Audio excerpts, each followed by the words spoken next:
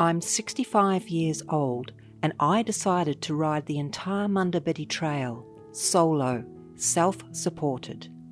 I wasn't a seasoned bikepacker. I wasn't a mountain biker.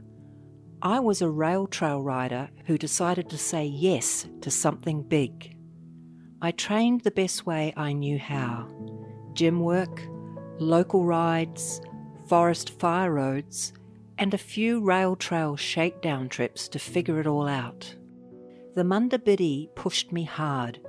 The sand, the climbs, the heat, the isolation, and the constant question of whether I could keep going. Almost every moment was captured as it happened.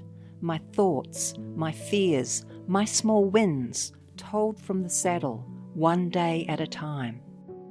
This isn't about speed or performance.